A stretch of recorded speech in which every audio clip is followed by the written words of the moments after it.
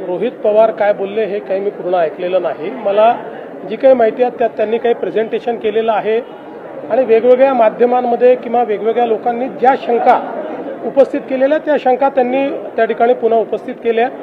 पहिल्यांदा तर अजितदादा पवार हे आपले महाराष्ट्राचे लाडके आणि अतिशय वरिष्ठ अशा प्रकारचं नेतृत्व होतं, त्यामुळे त्यांच्या अपघाताची पूर्ण सखोल आणि नीट चौकशी झाली पाहिजे ही मागणी काही चुकीची नाही। पहिल्यांदा ही मागणी मी स्वतः केली होती। आपल्याला कल्पना असेल तर मी केंद्र सरकारला पत्र लिहून या अपघाताची योग्य प्रकारे चौकशी करावी असं सांगितलं होतं। त्याच्यावर केंद्रीय नागरी उड्डाण मंत्र्यांनी विशेष चौकशी गठीत करून त्या संदर्भातलं पत्र देखील मला पाठवलेलं आहे। आता ही सगळी चौकशी चाललेली आहे। मुळातच मला एक गोष्ट अशी वाटते की या संदर्भात जी काही चौकशी चालली आहे ती पूर्ण न होता आपण जर तर्कवितर्क केले तर त्यातनं लोकांच्या मनामध्ये वेगवेगळे कन्फ्युजन्स तयार होतात।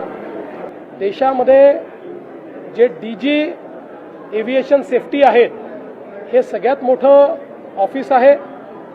देशात आजपर्यंत झालेल्या सगळ्या अपघातांमध्ये त्यांनीच इन्व्हेस्टिगेशन केलेलं आहे।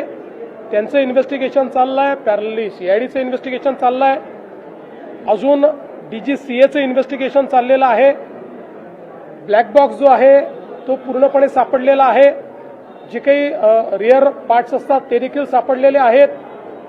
जे कम्युनिकेशन पायलट आणि ATC मध्ये होतं ते कम्युनिकेशन देखील त्या ठिकाणी डिजिटाईज असतं, त्यामुळे सगळ्या गोष्टी मला असं वाटतं की त्या ठिकाणी आहेत। तिथले जे काही नमुने आहेत ते त्यांनी नेलेले आहेत, त्याचा देखील जो काही फॉरेन्सिक आणि बाकी ऑडिट करावं लागतं ते चाललेलं आहे। अशा परिस्थितीमध्ये मला असं वाटतं की ही जी चौकशी आहे ती चौकशी आपण पूर्ण होऊ दिली पाहिजे। आणि माझं स्वतःचं मत असं आहे की भारतातल्या चौकशी यंत्रणांवर कोणीही त्या ठिकाणी गैरविश्वास किंवा अविश्वास दाखवू नये, कारण आज भारतातल्या चौकशी एजन्सीज या आंतरराष्ट्रीय स्तराच्या आहेत।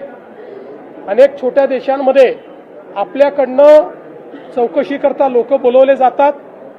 मला असं वाटतं की ठीक आहे, भावनेच्या भरात कदाचित ते असं बोलले असतील, पण साधारणपणे आपल्या देशातल्या एजन्सीजवर आपण कधी अविश्वास अशा पद्धतीनं दाखवत नाही। याही ठिकाणी दाखवण्याचं कारण नाही।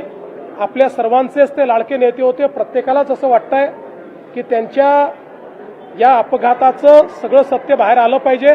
ते सत्य निश्चितपणे बाहेर येईल हा मला विश्वास आहे।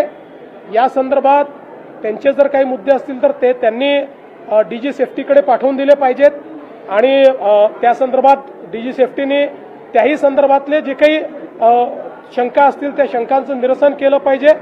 आणि मला असं वाटतं की एकूणच शंका व्यक्त करणं काही चुकीचं नाही आहे, फक्त कुठल्याही राजकीय हेतूने याचा उपयोग होणार नाही आणि आपण अजितदादांच्या दुर्दैवी मृत्यूचं राजकारण करणार नाही याबाबत मात्र प्रत्येकाने मी कुठल्या व्यक्तीचं बोलत नाही, प्रत्येकाने याबद्दल जरा लक्ष दिलं पाहिजे।